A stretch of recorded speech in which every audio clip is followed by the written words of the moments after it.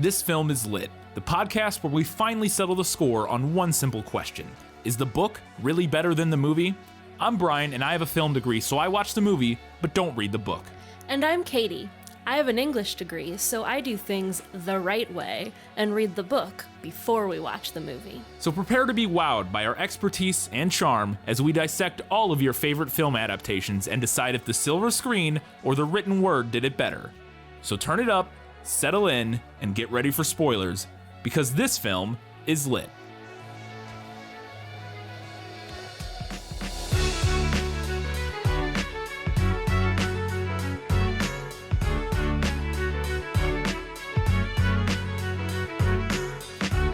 We are not fictional, we're just discreet. It's Aquamarine, and this film is lit.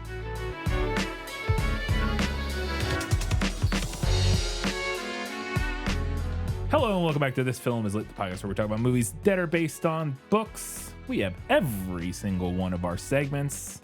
Lots to talk about. Let's jump right in. If you have not read or watched Aquamarine, we're going to give you a brief summary of the film. Let me explain. No, there is too much. Let me sum up. This summary is sourced from Wikipedia. Best friends Claire Brown and Haley Rogers are enjoying their last few days of summer vacation in their small beach town of Baby Ridge. Bay Bridge.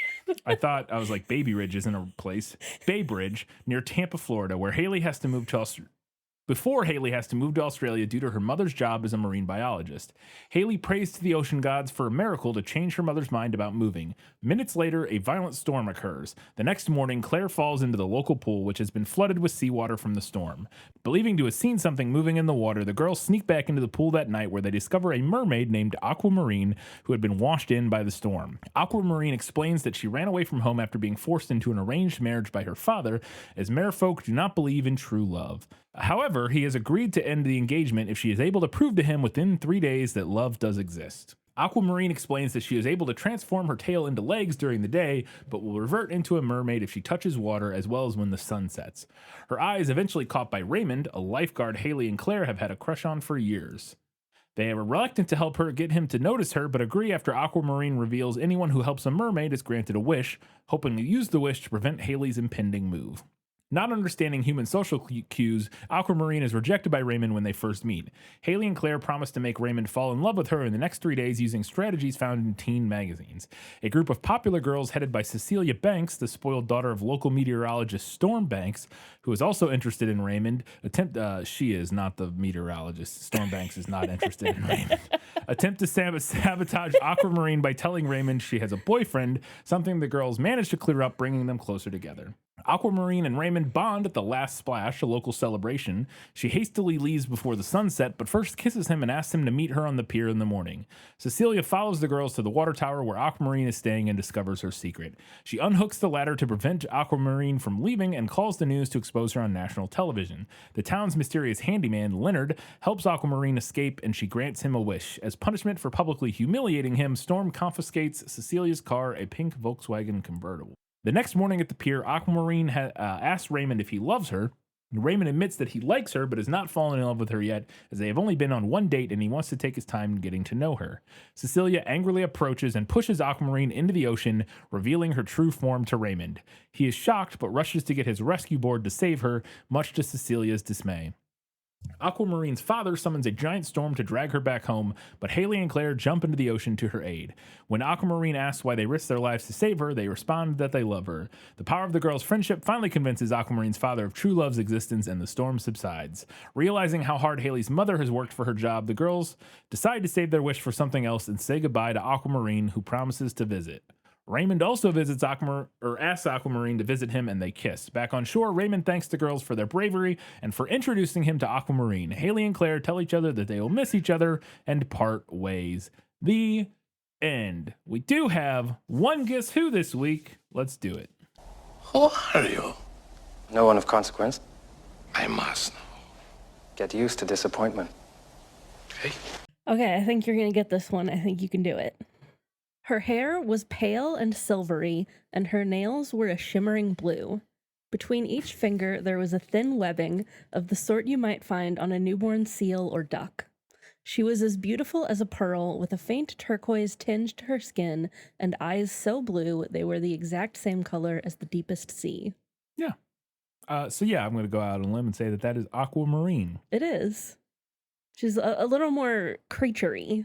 Yeah, I don't think she has webbing in her movie. hands. Yeah, I don't think so. Movie, which I imagine is, if, as much as anything, is just a budget saving thing of not having to do that. But also, probably part of it is because she's a human most of the time, or walking around on land. They would have to deal with. I guess they could just say it went away like her tail did, but yeah, she doesn't have a faint turquoise tinge to her skin. No. At least not that I... She looks, when she doesn't have the tail, she looks pretty much like a human. And even with the tail, she just looks like a human with a tail. Also true. So, all right, I got some questions. Let's get into them. Was that in the book?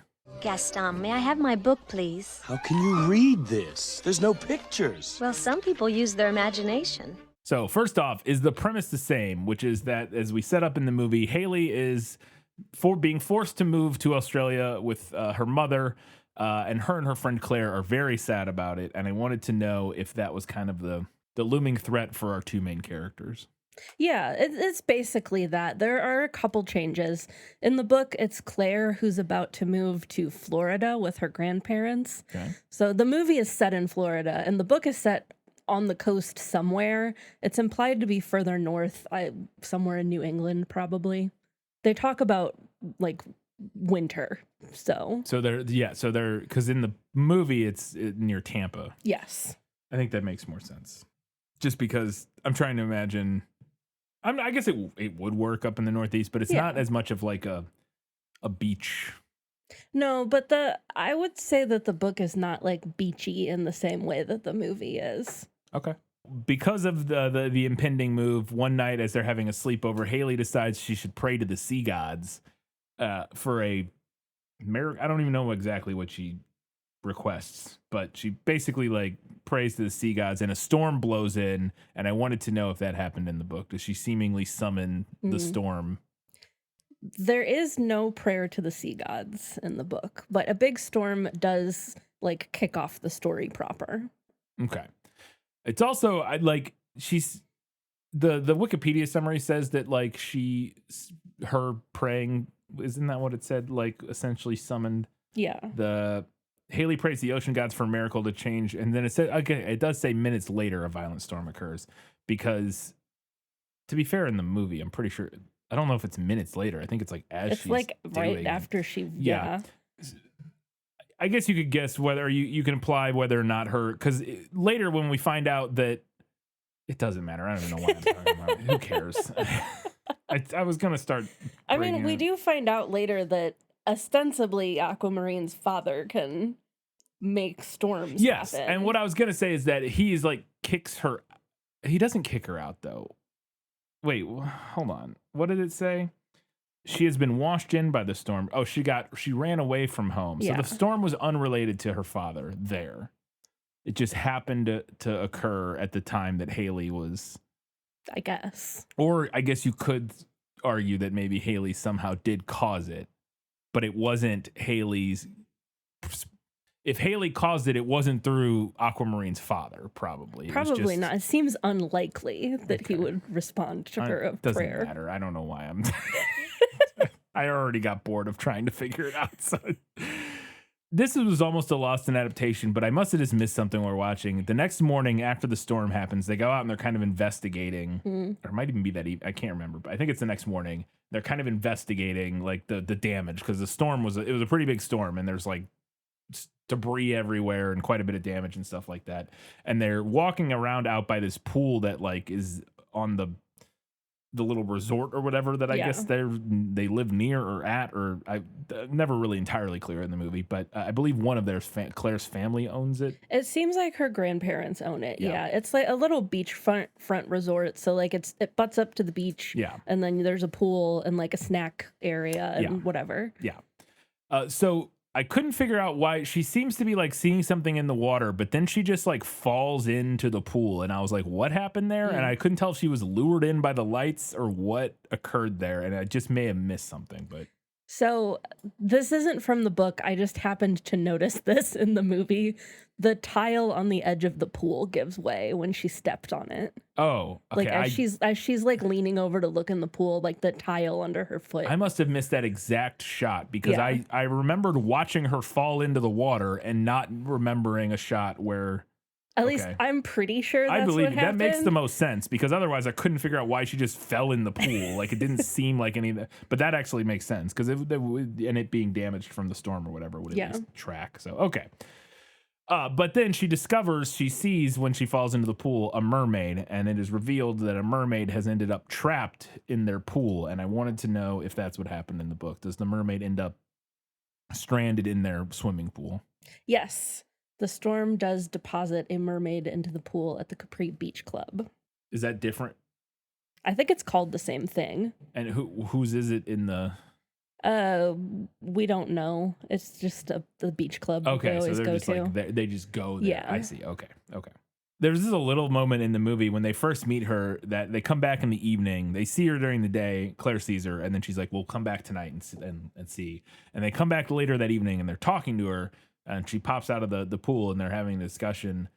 And they're just talking about her being a mermaid, obviously. But there's a moment where they're like looking at her tail, and she's like, "Do you want to touch it?" And the way she asks it has a very weird energy in the movie. And I wanted to know if that came from the book. No, that does not happen in the book. And I agree that it was a strange moment. It was a with weird moment. And then energy. right after that, she like sticks one of the girl's feet in her like mouth Yeah, she like grabs one of their feet. and is like investing. Yeah. It gave me that whole exchange gave me Dan Schneider, Yeah. Nickelodeon, Yeah. like early, like I know. I wrote vibe, in my not early, but like mid 2000s Nickelodeon vibes. I had a note in odds and ends that was like, "Oh, this is one for the feet people." Huh? Yeah. I was like, okay. And that's the only moment like that in the movie, but it was just strange. So the next day they're freaking out because they wake up. They're like, well, we'll come back and we'll see you tomorrow. They wake up the next day and the pool has been drained. Yes. Because it's obviously full of like debris and stuff from the ocean. So they drain the pool and they're like freaking out, like, what the heck? Where's she at? Because she's not in the pool. And then they discover that she's hiding in like the little snack shack or whatever next to the pool because she has grown legs. And she explains that during the day, while on land, she can grow legs. Yeah, her tail like transforms. But at night, she will turn back into a mermaid, Or if she gets wet. Yes, she will turn back into a mermaid. And I wanted to know if that came from the book. So this is it's H2O, just add water rules here. Okay. I mean, I've heard of Did that. you I've ever not watch seen that it. show? No, I've heard of it's it. incredible and bad, but also incredible. Except that I checked, and this movie actually came out first. So technically, H2O, just add water was using Aquamarine rules. Although Okay. I'm sure that neither of these properties came up with the idea of Seems like a pretty obvious like solution to how you're going to do a mermaid story where she comes to land. But anyway, the answer is no. This is not from the book. She is a mermaid the whole time, and she's in the pool the whole time. Interesting. And when they arrange like a dinner date with Raymond for her, they put her in a wheelchair and hide her tail under a blanket. See, okay. Now I get why they. Okay, that's fun though. The hijinks that would entail, I think, would be fun. I actually like this better in the book. And I totally get why the movie does it, because it would be boring to have her be stuck in one place for the entire runtime. But I can have legs actually kind of feels like cheating. It does feel a little bit like it feels a little easy, especially because she didn't say it before. Like it's the way it's treated as like a reveal of like, she has legs. It's like, and she seemed to be aware of this, but then didn't say anything about. I don't know. It's a little like, all right, I guess that's convenient. Like again, I totally get why the movie does it. Yeah, it's fine. It's whatever. So they take her inside now because they're like, well, we got to get you out of here and get you some clothes. 'Cause she's also naked for like half the movie. Whenever she's a mermaid, she does not have a top. No, she doesn't even have a shell top. She just has hair in front of her breasts. But they're like, well, you're naked. So classic mermaid things. Classic mermaid, yeah. And so they're like, well, we got to get you inside and get you some clothes and stuff. So they go inside and there's just one brief moment where she explains that she has a shell, a conch, that she can communicate with the ocean with. Yeah. And I was like, oh, she has a shell phone. And then the movie makes, I mean, it's the obvious joke, but the movie makes that joke 2 seconds later. And I wanted to know if she had a shell phone in the book. Not in the way that the movie depicts, although there is something that's kind of arguably similar-ish. At the end of the book, Aquamarine gives a shell to both Claire and Haley as like a parting gift. And the line from the book is, when you held one up to your ear, you could hear the sound of your best friend talking to you, even if she was 1,000 miles away. So it's, I don't feel like that implies that you can like communicate through it, but maybe you can. Maybe. Yeah, I don't know. It's hard to tell from that line, at least. Yeah. But yeah, essentially it's like a phone in the movie. They never use it though. Does your dad calls her on it? Does he? Yeah. When they're in the bedroom. Like that first scene where she has the phone. Yeah, like, that's sorry. I meant that it doesn't. Yeah, yes, I am aware of her father. I meant like, to me that felt like an item they were setting up that was going to like, I see what you're play saying. a role in the narrative yeah. at some point. No, And but it's just like just a one-off in this one-off joke. scene, and and then I was like, oh, okay, yeah, because I was expecting that. That's the kind of thing that feels like, okay, we're setting this up. It's going to be important later. Or she's going to use it for something, or one of the girls is going to have to use it or something. And it just never, and I was like, all right, well, it doesn't really matter. I was just interested to see. So then we get to the actual premise of the story, which is that Aquamarine was put into an arranged marriage by her father. She ran away from home. And after talking to her dad, he has given her 3 days to find love or prove love exists in order to get out of her arranged marriage. And the line she explicitly says in reference to that I wanted to know if it was a book because I thought it was funny, is she says, I have to find love. We don't have it where I'm from. And I wanted to know if that was kind of the whole premise of the book, is that she needs to find love in 3 days or at all or whatever in order to, if it's the Little Mermaid or what. No, it's not from the book. Okay. She does fall in love with Raymond, like when she sees him, but the book does not swipe anything beyond that from The Little Mermaid. So she just develops a crush on him, but there's no like, there's no like, you have to get or a confession of true love within 3 days or else. Okay. Does the mermaid offer the girls a wish in exchange for helping her bag Raymond? Because that then becomes the thing. She goes, well, if you help me get with Raymond in order to prove that love exists, or just to get with him, as I guess would be in the book's case, because she has a crush on him. If you do that, I can grant you a wish, because mermaids can grant wishes. And so they're like, well, we can use that to stop you from having to move. And I wanted to know if that came from the book. No, it does not. She doesn't offer them a wish. I didn't mind this edition. I think it's a fun like mythology twist. In the book, the girls realize that Aquamarine can only stay on land for 7 days before she dries up and turns into dust. Okay. However, because she has fallen in love with Raymond, she refuses to leave. So they're like, what are we going to do? I know, we'll give her what she wants. So they tell her that they're going to arrange this date for her and Raymond on the stipulation that she agrees to then go back to the ocean. Okay, I see. Because I was trying to figure out like what the plot of the book was. That like what's the goals? What are the what are like the stakes or whatever? But that at least makes sense and clarifies a little bit. But one of the things mentioned in the summary is that Haley's mother is a marine biologist.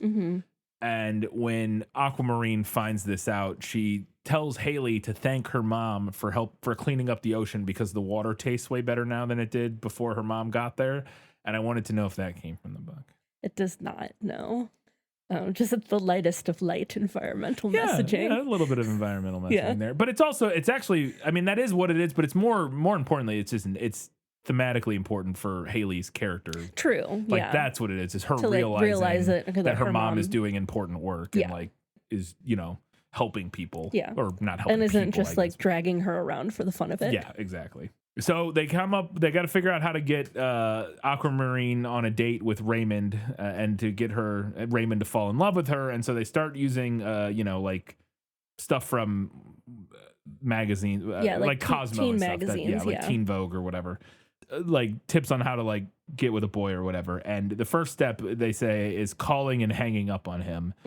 And they don't know why you do that. That's just what you do. And I wanted to know if that happened in the book. I thought that was funny in the movie. No, this doesn't happen in the book.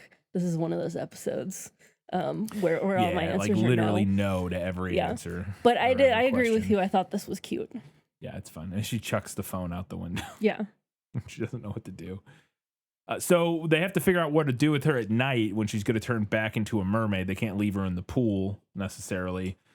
So they figure out they have to come up with a place to put her, and their solution is like, oh, the town's water tower. We can climb up there, and it just opens, and it's just a giant thing of water. It was pretty easy to get into. Pretty easy to get up there.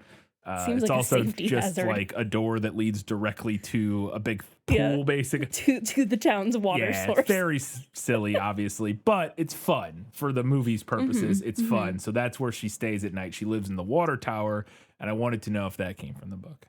Also not from the book, but I also liked this. I thought it was fun and unique, and it's kind of got like an extra fairy tale, like she goes and stays in a tower, you know. Yeah, exactly. It's fun. So in the book, she just stay in the pool the whole time? She stays How in the do pool. they keep her So secret? the beach club in the book is like really run down, and it's actually going to be demolished at the end of the summer. Nobody goes there anymore. Oh, okay. So it's like she's able to stay there because literally no one It's goes like abandoned, there. Yeah, it's basically. abandoned basically. Okay. So then they need to, I think they're preparing to go, they need to get Aquamarine a new wardrobe because she's exclusively been wearing Haley's t-shirt as a dress. Yes. And so they need to get her some clothes. So they need to go shopping. So they take a bus trip into Tampa to go shopping because I guess Bay Bridge doesn't have clothing stores I guess. or whatever. So they go into Tampa, and Aquamarine surprisingly introduces them to the world of thrifting. And I needed to know if that occurred in the book because that was a lot of fun. It doesn't, but I can't hate on that. I know. I was like, look at this. It's like they wrote this little aside just for you. But yeah, she basically is like, like all the mainstream like designer clothes are boring. Like, go find it. She takes them to like a vintage thrift shop and is like, this stuff's all way cooler. And they're like, oh, okay.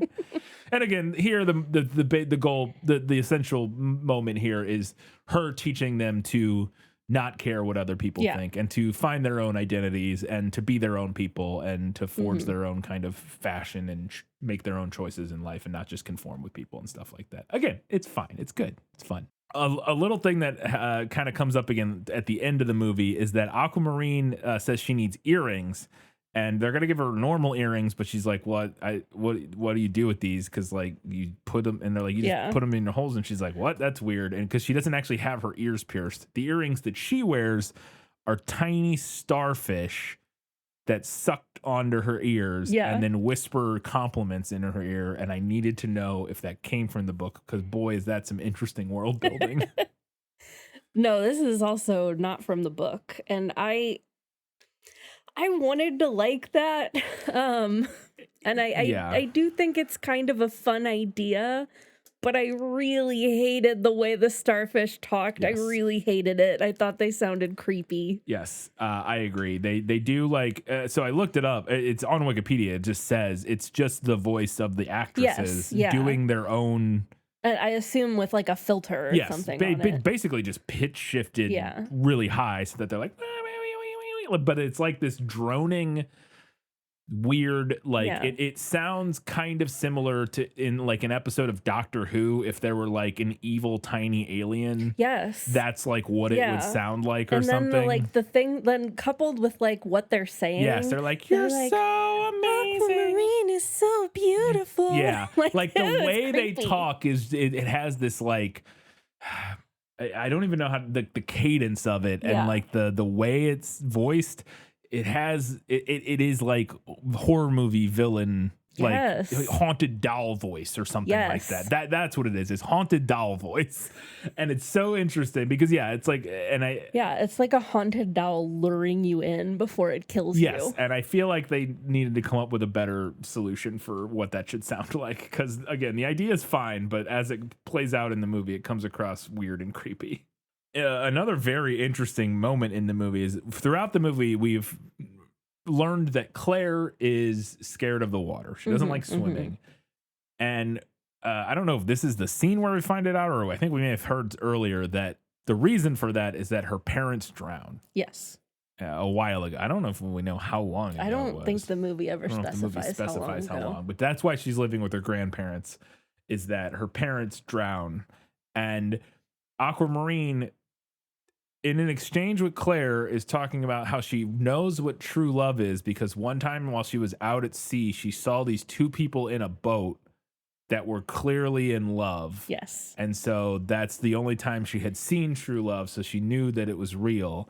And Claire is like, what was the name of the boat those people were on?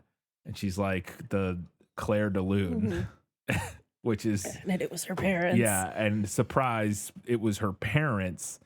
And I think it was the trip, right, like that they drowned on, I think is the implication. I don't know if don't it necessarily was it wasn't necessarily, I think. That's never confirmed. No. But Aquamarine does say that she never saw them again after that. So so maybe. I think that's kind of the implication, is that was when they drowned. And I needed to know if that happened in the book because I was like, boy, that's something. That exchange is something. That does not happen in the book. In the book, Claire's parents actually died in a car crash. They don't die in like a boating accident, drowning incident. I do think that having Aquamarine independently bring up how in love they seemed was a little like overly sentimental.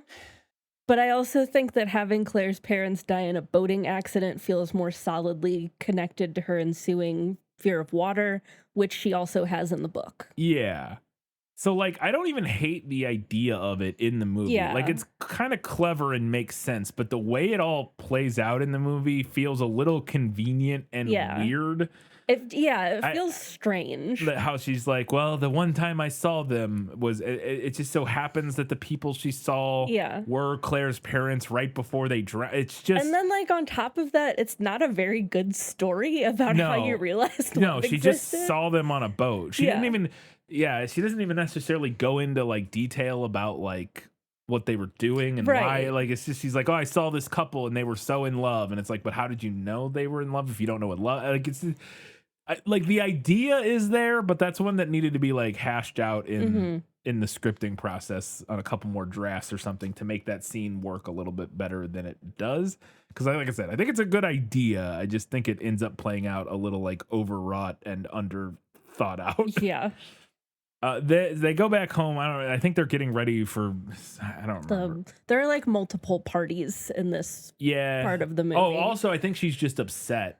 I think she's just upset because she thinks, because she's like in the tub, like freaking out. Oh, is this the part where Raymond thinks that she has a boyfriend? And so he's going to. Yeah, so he's going to the party with Cecilia. And so she's upset about that. And so they're all like hanging out. And she's just like this in is the when bathtub. she's eating Ben and Jerry's. Yes. Yeah. She's in the bathtub eating Ben and Jerry's fish food. Yeah. Great joke.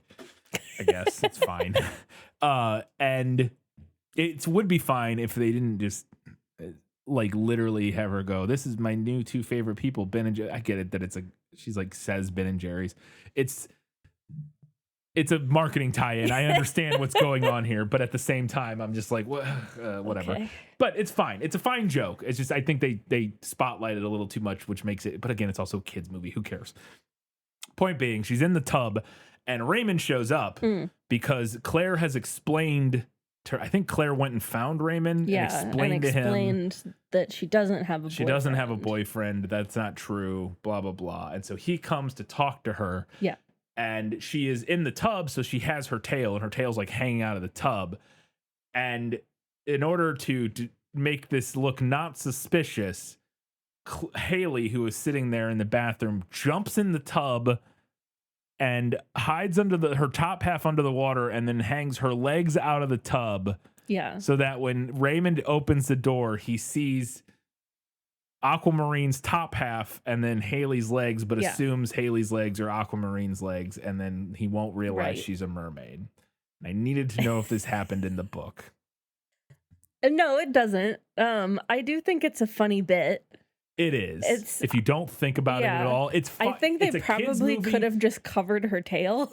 Could have just put her tail in the tub, which is what she did, in order for it not to be visible. I don't think her legs need to be poking out of the tub. No, that's what makes it very silly. It's fine. It's a good gag. I understand why you come up with that gag. It makes for a funny moment. Yeah. But it does make you go, but like, she could have just put her tail under the water and like, that would have done the same thing. But it's fine. It's fine. I wanted to know if Raymond's character felt similar to how he does in the movie, because I actually really liked his character in the film and thought that they did a good job writing him to feel like kind of just like a normal, nice guy.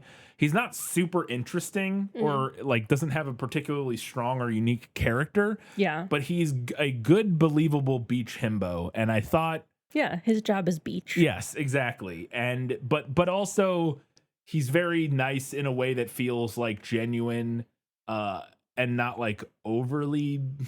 He seems like a decent guy. Seems like a decent guy who's just kind of dumb. Yeah. And I liked that. And I wanted to know if he felt similar in the book. Not really. Okay. Not really at all. In the book, Raymond he is supposed to be super handsome, but his whole personality is that he's always reading books because he's going to college at the end of that summer.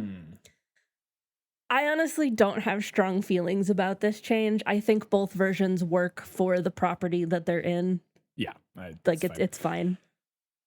I just thought I liked him in the movie. I thought he grew on me as a character over the course of the film. I thought he was, and specifically the scene I thought it's really sweet where Claire gets embarrassed at the party and he like runs out and like apologizes and like makes sure she's okay and stuff. I thought that was like really sweet, but also like kind of underwritten in a way that felt realistic and like, I don't know. I just thought the way his character was written and I guess the way he performs it were both done pretty well.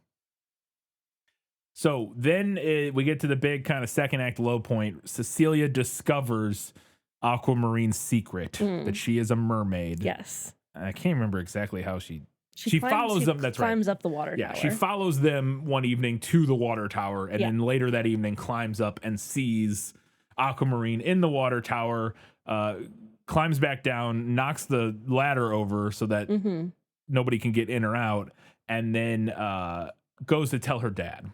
And I wanted to know if that happened. Her dad, who is the meteorologist, so that he can do it on the news. Right. For some reason, he's reporting. Maybe he aspires to be a reporter. I guess he aspires to be a reporter, which isn't really how meteorologists work, but whatever. That's its own specialty. You don't. Yeah. Their meteorologists aren't just anchors in waiting or like. He was waiting for his big break. Yeah. Okay. It's like I know. I think he's doing what he wants. Whatever. Fine.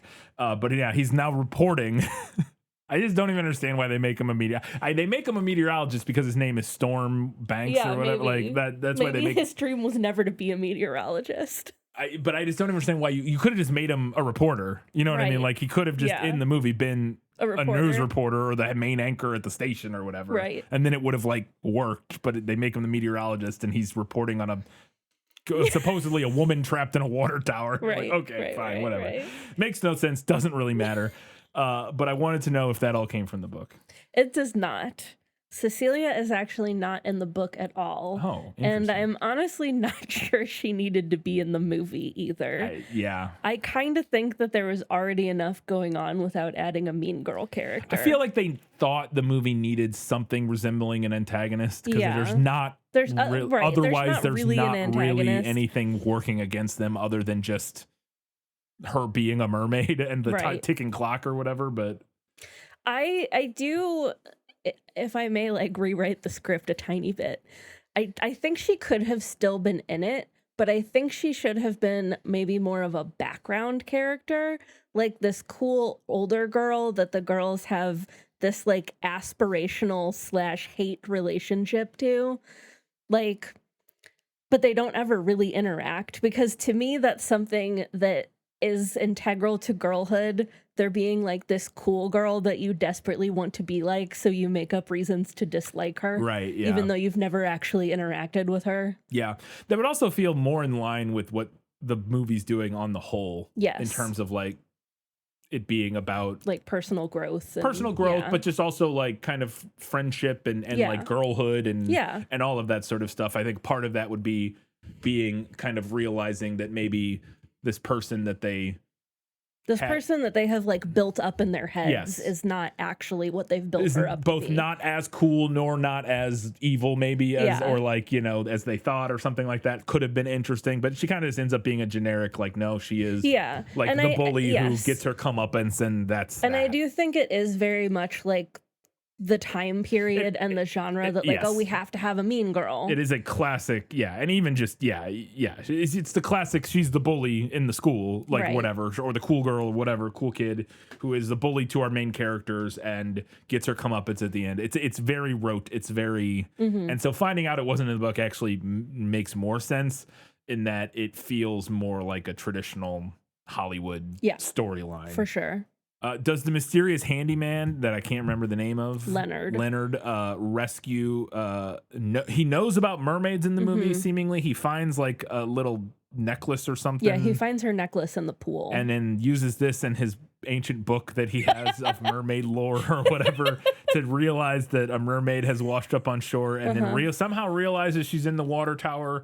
Finds her and rescues her from the water tower before the news shows up the next day, so she doesn't actually get discovered. And I wanted to know if any of that came, like, or anything like that. Obviously, I know the water tower and stuff isn't, but if a friendly handyman saves the day in some way in the book. No, his character is not in the book at all. The only like tiny little element that's kind of similar is that in the book, the girls do ultimately tell Claire's grandfather about Aquamarine, and he like is very wise about it and like implies that he has also seen a mermaid in his days. Right. So that's kind of the only thing that's similar-ish. It's a little similar-ish, I guess. I didn't mind the Leonard character. I think he's a very cliche character, but I think it works and he's for barely what the in the movie's movie, doing. But it's fine. The only issue I have with it is that we get the classic like, oh, okay, but he gets a wish because he helped the mermaid, and then he uses the wish. I have a note about that later. We'll get to it, what he uses his wish for. I was like, all right, I guess we're just not going to address that issue in this property. That's fine. We'll get to that in a second, though. She's saved. She's running out of time, so she goes and she meets Raymond on the pier, where they agreed to meet the next day or whatever, after they shared a brief kiss the night before at the last splash party or whatever it was. And now they're meeting the next day, and he meets her on the pier, and they're kind of having a discussion, and she straight up asks him, like, do you love me? And he explains that he likes her, but he doesn't love her because we've only been on one date. So no, I don't. Very reasonable. I don't love you. And I wanted to know if any of that exchange came from the book. No, it doesn't. But the goal in the book also isn't to get Raymond to fall in love with her. So okay. What is the end status of their relationship in the book? So they have their dinner date, and Raymond is like very smitten with her, probably more in love with her in the book than he is in the movie at that point. And then the next day, there's like a farewell party at the beach club. So there are actually people there, and a little kid falls into the pool, and Raymond dives in to get him out and sees Aquamarine in her mermaid form. Doesn't say anything. And then they return her to the ocean, and then at the end of the book, we find out that wherever Raymond went to college is also like on the coast, and he and Aquamarine like go on ocean dates. Okay, cool. So similar kind of idea of like, well, I'll see you again kind of thing. Right. During that exchange, though, after he tells her that she doesn't love him or he doesn't love her, she starts crying, and he asks, like, are you crying? And her response is great, and I want to know if it came from the book. She says, yes, apparently it's something I do, which I thought was funny, and I wanted to know it was in the book.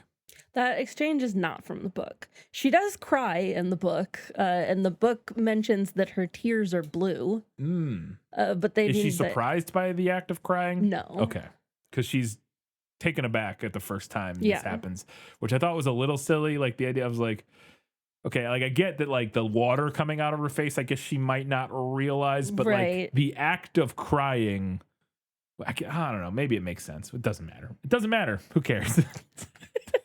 I don't know why I'm trying to make sense of it. Cecilia shows up, pushes, she's very mad at everything that has gone down. She pushes Aquamarine in the water, turns into a mermaid. Raymond runs to get his boogie board to save her.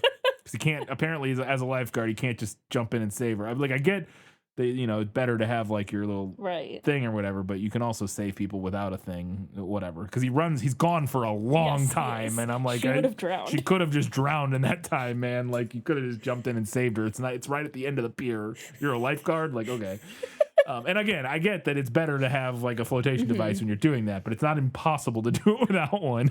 While they're waiting for him, the girls decide, well, we got to do something. So they jump into the water together. Claire has a great moment where she conquers her fear and says, you know, I'm going to do it too. And they jump in because on top of being in the water, the bigger issue, obviously, she's a mermaid. It's not an issue. Right. She's not going to drown. No, she's not going to drown. But the issue is that her father is creating a storm that is like dragging her away. Yeah. He's like pulling her with the tide or whatever and dragging her away back to the ocean. And so they jump in to try to save her.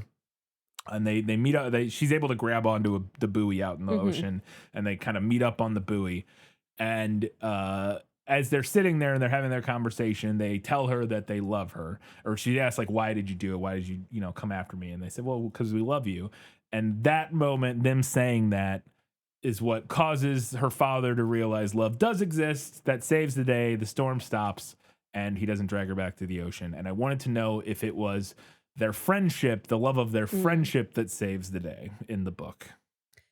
No, not really. Really? Friendship crazy. Being the true love that they needed all along, I would say, is not really from the book. The book is about friendship, but not like in this specific way that the movie is. And I do like this, though. Yeah, I it's thought like it was great. it's cliche, but it's cute. I And don't it's even a know good how message. cliche it is for a I think kid's it's a movie. little cliche. I think for a kid's movie is I don't want to say it's not like particularly like mind blowing or anything, but to me it felt kind of subversive to what a traditional story like this would end up having. Like the moment where the thing that saves the day is these two best friends especially because it's playing like a fairy tale. It's playing on fairy tale stuff. I mean, we're doing the Little Mermaid kind of, and where you're expecting the true love's kiss or whatever to save the day, but it goes, no, it's the friendship, the love, this platonic love between these friends that is what saves the day, which again is not like the most unique thing ever, and it's not like other stories don't do it, but I think the way this movie sets up the traditional fairy tale romantic love as the thing and then subverts that with platonic love feels, I think, maybe a little unique for a kid's story like this. That's I don't know. I liked it. I thought it was good. It is good. It's a good message as well. Yeah. So, and then they save the day, and then she reminds them that they have their wish since they helped her, but they decide not to use their wish to stop Haley from moving because they realize, or Haley specifically realizes, that her mom deserves this, has been working hard for this. There's been some other scenes that we didn't talk about where there's some other stuff where she kind of realizes how hard her mom has worked for this, how important the work she does is, all that kind of stuff, and so decides, and actually I won't stop her from, getting to move to Australia and live out her dream. And I wanted to know if that came from the book. No, it doesn't. Like I said, there isn't a wish in the book. However, by the end of the book, the girls have come into their own a bit more. They've gained confidence in themselves and their relationship, so they're able to come to terms with parting ways by the end of the book. Okay. They come to this realization that, yeah, we're not going to live next door to each other anymore, but we're still friends, and that doesn't mean that we're not going to be friends. Yeah. So it's the same idea. It's just there isn't there isn't like a concrete there was a thing that could have, right. Yeah, we could have wished it from stopping it from happening and decide not to. Yeah. But it's the same idea. Okay, cool. Those are all my questions for Was That in the Book? I do have a couple things I want to talk about in Lost in Adaptation. Just show me the way to get out of here, and I'll be on my way. Wow, was it lost? Yes, and I want to get unlost as soon as possible. This one's just a little movie thing, I assume, or maybe you can expand on it from the book. But I couldn't decide if Haley. I think they're actually in Claire's, like staying at Claire's. Yeah. When they have the sleepover the first night, they're sleeping in a room that is full of like arcade cabinets and vending machines. And I was like, what is going on here? And then I realized, like, oh, I guess this is like the resort. And like, oh, and then I realized like maybe Claire's grandparents own it, because we saw them like doing work on it earlier. And so I was like, because I thought they were just having a sleepover at one of their houses or whatever. So I was trying to figure out why one of these girls' living room or basement or whatever had a bunch of pinball machines and vending machines and all this Because stuff. they have the coolest basement ever. Yeah, I was like, that's pretty gnarly, but like, what? And then so I think what's going on here, I'm basically just talking this out and not really asking a question, but I think what's going on here is that they're just staying in like the rec room of the resort or whatever. Yeah, I think you're right. I think they're Okay. supposed to be in like a rec room or some kind of common area in this like beach club resort.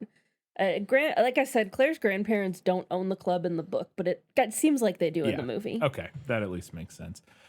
Another little moment that I thought was very strange in the movie that I needed to know if it was in the book and if you have any expanse or can expand on this at all is at one point they're at a party and a band is playing. Yes. And they come, I don't remember the exact context of this, but the girls walk up to the band and they bring the lead singer a piece of cake on a plate and go, hey, can you play this specific song for us? They have like a special request. Before the band, I believe, has even started playing, they're like, hey, can you open your show with a special request? And they give them a piece of cake and the band is like, okay. And then just sets the cake like off to the side and plays. And again, it's a single piece of cake, sets it off to the side. They're and all then, going to share it. And then plays whatever the song. It's a Weezer song. Yeah, it's Weezer Island song. in the Sun. Yes. And they play the song, and I wanted to know if that happened in the book, and what did they? I was like, is bringing the band a piece of cake a normal way to request this? What is happening I here? think you're overthinking this. It's just, it was so strange. I've never seen anything like who would think like I know. I want to go request a song from the band. I'll bring the lead singer a slice of cake right as they're about to. It's just so strange, and I needed to know. Thoughts? So this does not happen in the book, but I don't know. Sure, I guess.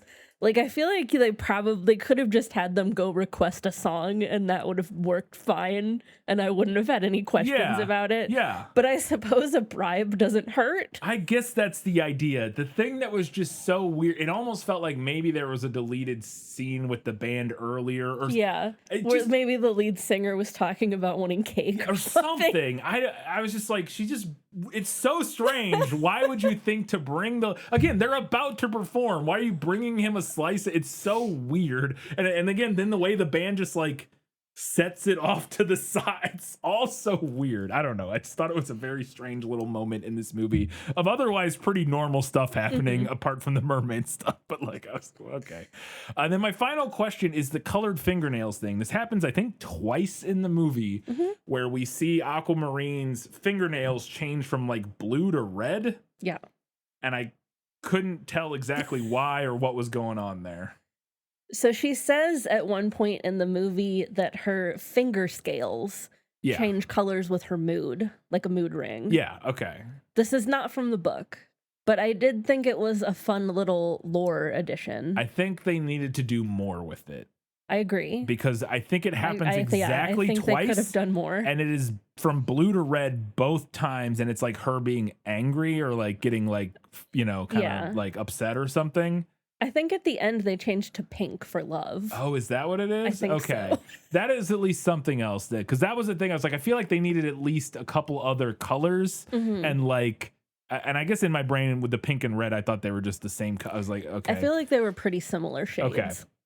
That would at least make sense. I feel like you could have had one other, I don't know what else you would have done, I guess, but something else where we see them change and it's like related to her mood would have helped make it more obvious to me. I assumed it was something like that, like mood, because again, the one time it happens earlier, she like slams her hands down and it happens. I was like, okay. So like, I guess, yeah. That's all I had. Let's find out what Katie thought was better in the book. You like to read? Oh, yes. I love to read. What do you like to read?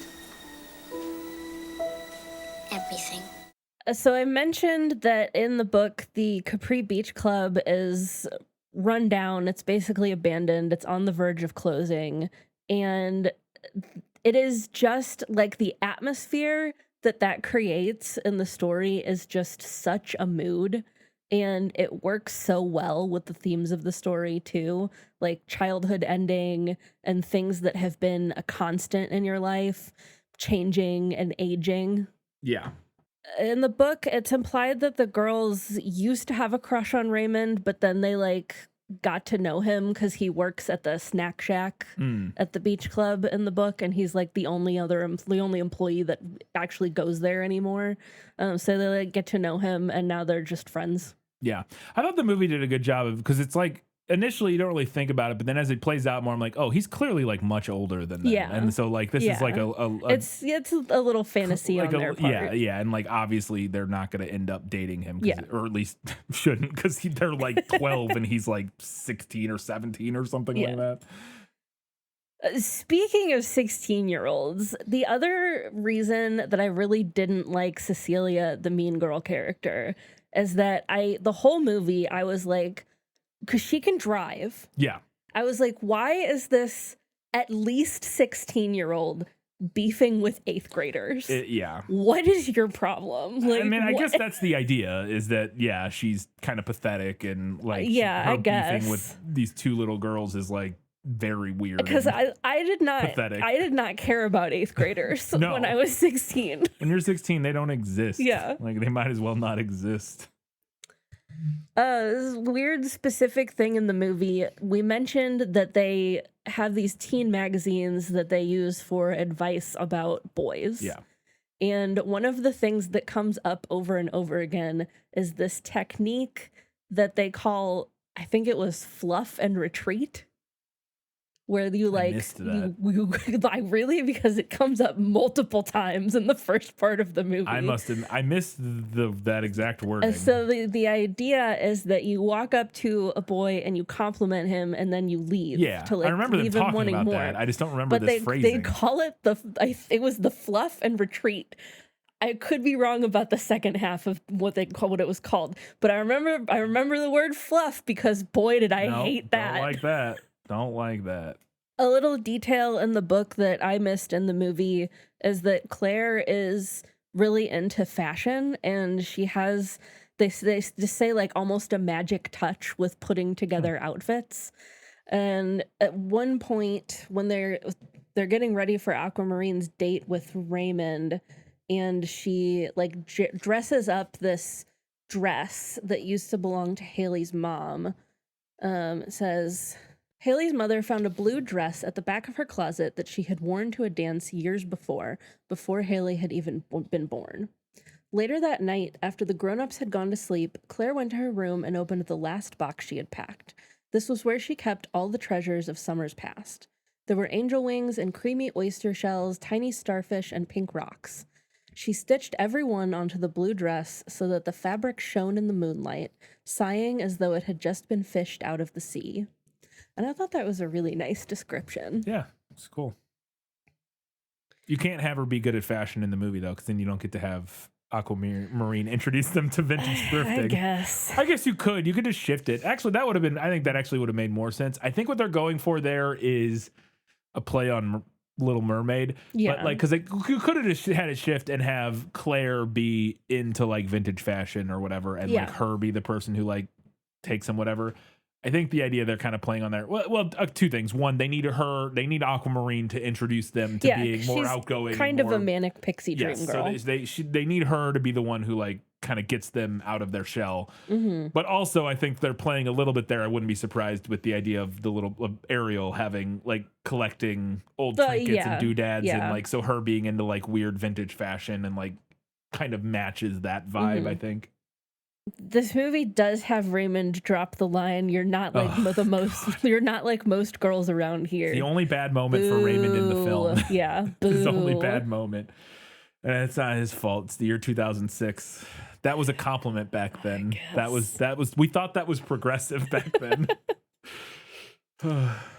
Mentioned this earlier, but I really didn't like the implication that Aquamarine this is- used yeah. magic to make the snack shack lady go out with Leonard Yes. the handyman. Yes. Like the movie Absurd. should have had her be like, "Oh, you don't need a wish for that. You just need the confidence to ask," or something like that. 100%, yeah. 100%. But That was, it's really just implied that she magics a yes, relationship. because I was going to mention, that was the thing I was going to mention earlier that this movie does, which is that it does the thing where it's like, oh, using magic to make people fall in love in a way that is like that never problematic. Works. That's always bad. Yes, it's obviously problematic. Even for 2006, Yeah. people had plenty of discussions about like love potions and all that, and about how it denies agency and consent and all that. This wasn't like a completely unique idea then. And so it's definitely and then they made a whole movie about it this year. So yeah, there you go. My last note in this section is that I thought Aquamarine just like deciding that she needs to leave was a pretty nothing ending. Yeah, that's a little strange. Like She's just like, well, I got to go back because my family. Yeah, after she proves that true love exists, the love of friendship, she's like, well, I have to go home now. Yeah. Like the movie needed her to leave, but it couldn't figure out a good way to do it. Because like the whole point is like, well, her dad is like, okay, well, you figured out true love exists, or love exists or whatever, so you don't have to marry. Yeah, this like she could have just stayed there. Yeah, why does she have to go? She's like, well, I got to go back because I have family. It's like, okay, but you could, like, you didn't care about them for the whole movie at all, and it's like you could go visit them, but you can come back. It does feel a little bit like, just got to go back to the ocean. Okay. All right, let's go ahead and find out what Katie thought was better in the movie. My life has taught me one lesson, Hugo, and not the one I thought it would. Happy endings only happen in the movies. This is a little moment that made me laugh. When Claire falls into the pool. Yeah. Raymond ripping his t-shirt off to jump in and save her. Yeah. And like I know that is better for swimming. Yeah. But also it was really funny. It is, yeah. I liked the girls trying different fishy foods to lure Aquamarine out. Yeah. In the book they use pickled herrings, but I thought the gummy worms were fun. Mm-hmm. Yeah. You used this as our opener, but I really liked the line, we are not fictional, we're discreet. Yeah, it's a good line.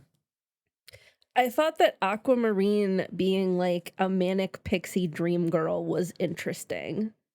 I don't know that I like it. Obvious. It's obvious. Because it's the way to do, because what the movie is to some extent is fish out of water, literally, which is the classic thing. And so having her character be a manic pixie dream girl kind of just matches, like, immediately makes perfect sense with the like fish out of water, like, oh, she doesn't know what she's doing here, so everything she does is quirky and weird, right? Obviously, but it is, and she teaches the girls how to have fun. Yes, exactly. I don't know that I like it better per se. It's the characters are very different from between the movie and the book.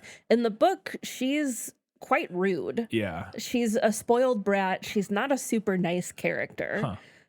She's also pretty like in line with mermaid mythology. Yeah. It also makes sense if she's like the daughter of the king of the ocean, that she has this and the sort book, the book specifically says that she's the youngest of 7 sisters. Yeah. And she's used to getting her way. Nobody ever says no to her. Yeah. So when she washes up into the pool, she's like immediately like, I'm not going anywhere. Yeah.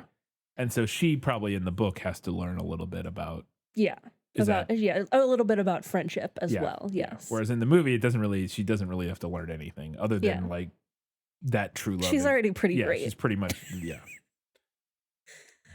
I thought that Aquamarine eating salt straight from the container was fun world building. She's like adding salt to everything. Yeah. Because she's salt water, And this is also something that made me laugh. Raymond sitting pensively in his lifeguard chair watching fireworks by himself. Oh, yeah, after she rushes off or whatever. She rushes off. Yeah. And there's a shot of him just like sitting, just like pensively alone on the beach watching fireworks. Yep. All right, let's go ahead and talk about a couple things the movie nailed. As I expected, practically perfect in every way. So you may have noticed throughout this episode that there was not a whole lot of similarities. No. And a lot of them we already talked about. this movie the story does take place during the last few days of summer, is another similarity that we haven't mentioned. And that's about it. Okay. All right. There you go. Let's get to a few odds and ends before the final verdict.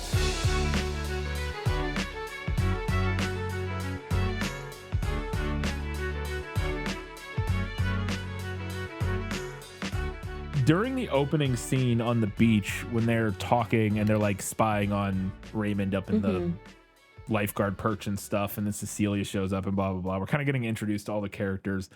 That whole scene is like obviously ADR'd between the two girls. But specifically, JoJo, I was like, I've never seen JoJo in anything. I don't know anything about her. She looks to be about like 15 in this movie or 14 or something like that. But it was particularly strange how it's clearly ADR, but then also because I knew it was obviously ADR, as I'm listening to her voice, I was like, is that what JoJo sounds like? Because she's like, looks like a little kid, but sounds like an adult. And I was at times, and I was very confused. She has like a kind of a husky, in a way that does not match how she looks in the movie. Like a fully grown woman who smokes sometimes. Yes. And I was like, is that, and I was like, legitimately, like, I actually don't know what JoJo sounds like, or sounded like, I guess, because she's an adult now. But like, I was like, she sounded like, I was like, did they get an adult woman to voice her for the ADR in this scene? I was like, I don't think so. And I guess I got used to it because I didn't notice it as much through the rest of the movie. I didn't notice it through the rest of the movie. But yeah, maybe I got used to it. I don't know. I don't know. I just thought that was interesting. So if any of our fans are JoJo fans and be like, yeah, she, as a little kid, she had like an adult voice. I mean, she's a singer. So like, I guess maybe like, you know, it's not outlandish that she had like a more mature voice than she would appear. But one of the things I didn't love about this movie was the way it looked. I got used to it as it went on, but early on, I'm pretty sure they were going for like a bleached look, which is like a thing you can do with film. Yeah. Is like, there's like, it's specific different types of like bleaching that gives it like a specific look. And I think they're doing that intentionally to give it kind of like a beachy, like sunny feel or whatever. But I kind of hated some of the opening shots, the way the sky was like blown out and the harsh saturation. It just didn't look great at times.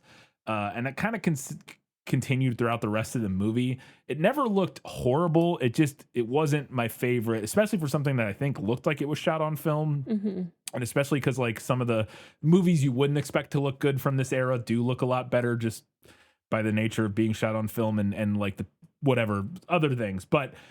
And so I was a little disappointed that the movie kind of looked meh, in my opinion. Yeah, it's not like doing anything super special. It's really not. Which again, it's fine. It doesn't really need to. It's just always fun when you get an outlier of like when we did the Coyote Ugly to me, where I'm like, holy cow, this movie looks way better than it has any right to look. That's not true, because the movie's good, but it looks way better than most people would expect it to look. I heard you talked about the feet people. You did talk about the feet people. So one of Cecilia's friends in the movie, Beth Ann, who has like one line in one scene, but she's kind of in the background for a handful of scenes. I was like, what do I recognize her from something? She has a very distinct face. Face. And if you've watched this movie, I'm sure you will have realized who she is. But the actress's name is Dyken Lockman, and it is the woman who plays Miss Casey in Severance, who is Mark's wife. And I was like, holy shit, it's her as a teenager, I guess. She looks the exact same, except just like smaller. Like in this movie, it's like her face has not changed at all, really. She just looks a little bit younger. It's crazy. Yeah. One of Cecilia's other friends is played by Jenna from Pretty Little Liars. If you know, you know. I have watched the first season of Pretty Little Liars years ago, but I don't remember anything about it. I watched quite a bit of Pretty Little Liars. I would have to look at the seasons to try to figure out where I tapped out on that one. I watched the first season. I watched that a show few was episodes. Crazy. It was. I remember that. I don't remember anything about it. I just watched a little bit of it at one point years ago. That was like a very much a like, where are the adults kind of a show. Yeah. The t-shirt into a dress hack in this movie sent me. Yeah. We've got the queen of 5-minute crafts over here. The dress also, or the shirt also grows like 4 sizes. Yeah. Because Haley is smaller than Now we Aquamarine. do establish that she wears oversized clothes. It's still not as big as when it is on her as a dress. Yeah. Yeah. So speaking of Aquamarine, though, played by the actress Sarah Paxton in this movie, who actually hasn't done a ton of other, not any other big. She was in one of the Halloween Town movies. She's been in stuff, and she has had roles and stuff, but she's never had at least not anything that stuck out to me like, oh, she's that person from that show or movie or whatever. But one thing that I thought was interesting is I was scrolling through her IMDb, I saw Weapons in the credits, and I was like, she's in Weapons? I don't remember her in Weapons. But I realized, I found out why she has a cameo in Weapons is because she's married to Zach Kreger, the writer and director of Weapons. That'll do it. Oh, okay. Speaking of recognizing people, that's half of these notes. I know. Because my next one is also that. After we watched the movie, I turned to you and I was like, "Did you figure out what we know Raymond from?" This never goes this way. It always goes the other way because you recognize nobody and I recognize everybody. And this was one of the only times it's gone the other direction. Yeah. And no, I did not recognize what we knew Raymond from. Yeah, the actor who plays Raymond is Gregor / Jeff slash Jesk. In What We Do in the Shadows. Yes. The TV show, not the movie. Yeah, the TV show. He's Jesk. Gregor. He's great. Yeah. Incredible. I couldn't believe it. And I was like, holy shit, it is. Because he has shorter hair in the show. Yes. And obviously he's older. Significantly older. He's 15 years older or whatever. But it's just like, I was like, holy shit. As soon as you said it, I was like, yep, that's him. I also was like, I think I know the actress who plays Cecilia from something. I kept thinking it was Katherine Heigl the entire movie. I knew it couldn't be Katherine Heigl because the time but she was way older. She has Katherine Heigl face. Yeah. But I also did recognize her from something. Yes, I also did. She is Cecilia, or sorry, she is not Cecilia. She's Cecilia in this movie. She plays, I don't know the character's name in it, but she plays the architect in 50 Shades Free. Yes.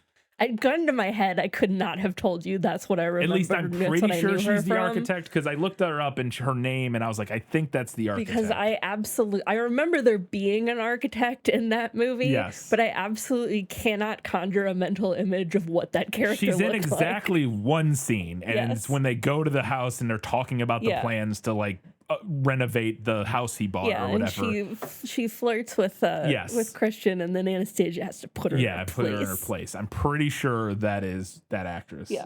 Because she's in 50 Shades Free. Or maybe that only happened in the book. I really don't know. No, it's 100% in the movie. I remember that scene from the movie, 100%. And I'm pretty sure that's her. And I think that's what I recognized her from. Can anyone riddle me this? They're at one point in this movie, they're at a beach party. I mean, they're at a lot of beach parties in this movie. Nothing but parties. But there's one specific point where they're on the beach and there's two lines of people playing a game where they're tossing a ball back and forth. They're tossing water balloons. Yes, water balloons, yes. And there's a guy there dressed in a colonial America costume. Didn't they say, I don't remember, but that first event is some festival. It's because the one later is the last splash, which is the end of summer party. That one is some sort of a Founders Day. It might even be a 4th of July party. I don't think it is because they do fireworks later. Yeah. But they do fireworks later at that one. But then how would it be the end of summer? Yeah, it doesn't make any sense. I don't know. 4th of July is solidly in the middle of summer. Right. I think there was some mention of it being some sort of town festival thing. And I assume he's dressed up as the town's founder or something like that. The first mayor or something like that. That would be my guess. I was so confused by the presence of this man dressed in a colonial America costume at this beach party. Yeah. Yeah. My last note was, that was cute. I thought it was a cute movie. I actually thought it was really, it's well made, for the most part. Again, it's not the most gorgeous movie or anything, but it's a solid script that works well. It's got some fun little jokes and moments. It's got better messaging than a lot of similar movies from the same era. 100%. It's aged well. There wasn't anything where I was like, oof, other than the you're not like other girls, which is a very minor. It's a very pretty minor mild thing. Yeah.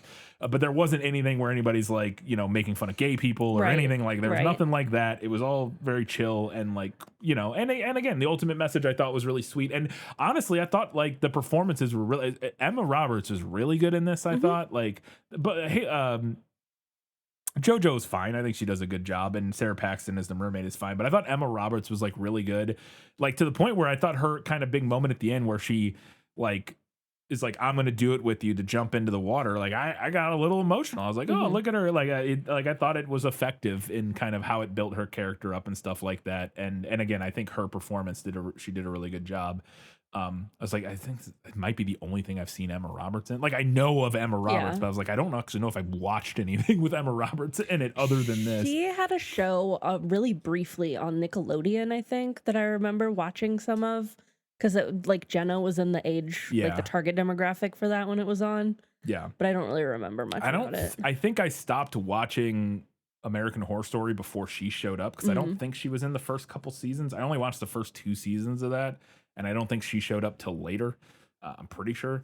So I might have seen her if she was in one of the first seasons of American Horror Story. I would have seen her in that, but that's the only other thing I could think of that I like would have seen her in. I don't think she's been anything we've done on the podcast before. So I don't think so. Anyways, it was a good movie. I thought it was good, especially as these little kids movies go. It was very inoffensive, and I don't mean that. I mean that in like as a movie, just like viewing experience. It was inoffensive. It was nice. And it had a nice little message. I didn't hate watching it. So before we get to the final verdict, we want to remind you can do us a favor by heading over to Facebook, Instagram, Threads, Blue Sky, Goodreads, any of those places. Interact with us. We'd love to hear what you have to say about Aquamarine. You can also help us out by heading over to Apple Podcasts, Spotify, or wherever you listen to our show. Drop us a 5-star rating. Write us a nice little review.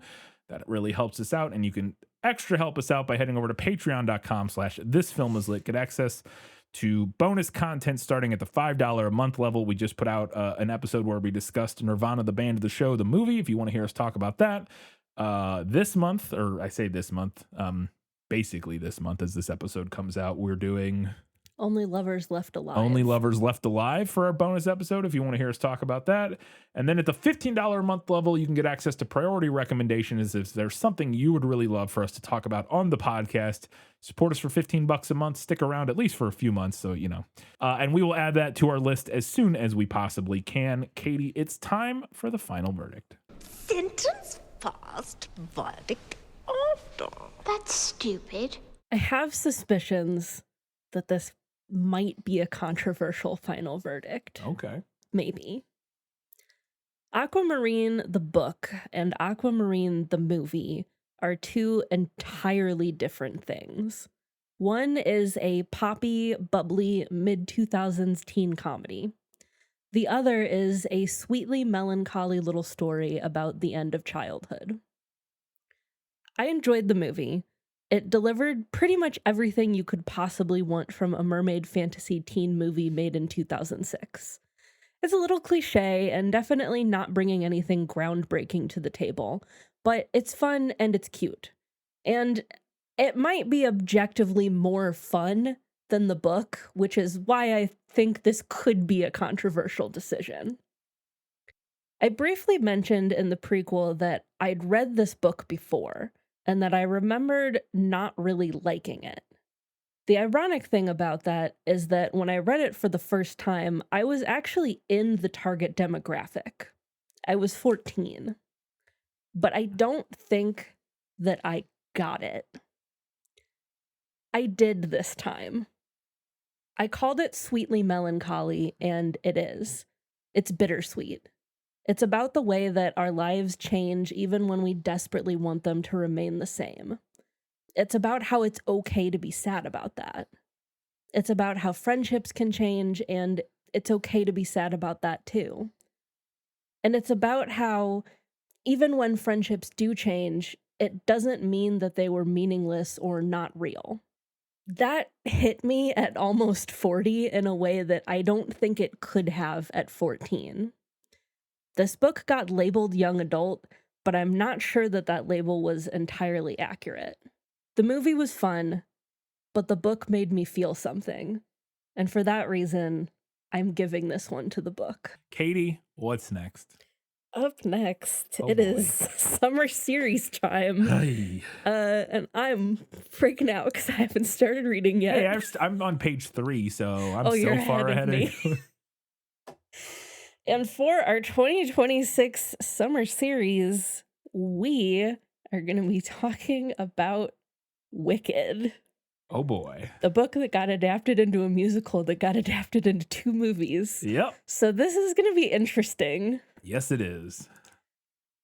And everything I have ever heard about this book is that people don't like it. Yeah. So I'm very interested. I don't think I've ever talked to a single person that enjoyed this book. I don't know anyone who likes. Every time I've ever heard anybody talk about the book, they're like, "Don't like it." I'm sure somebody likes it. I'm sure. And we'll probably hear from them over the course of the series. Hopefully. Yeah. But yeah, Wicked. That is our 2026 summer series. So yeah, come back in 2 weeks' time. We're talking about Wicked Part 1 or whatever it's called. It's just Wicked. Just the first Wicked. one's just Wicked, and then and then the next Part one 2 is Wicked for Good. For Good, yeah. Anyways, so in 2 weeks' time, we'll talk about Wicked. In 1 week's time, we'll be previewing Wicked, seeing what you all had to say about Aquamarine until that time. Guys, gals, not binary pals, everybody else. Keep reading books. Watching movies. And keep being awesome.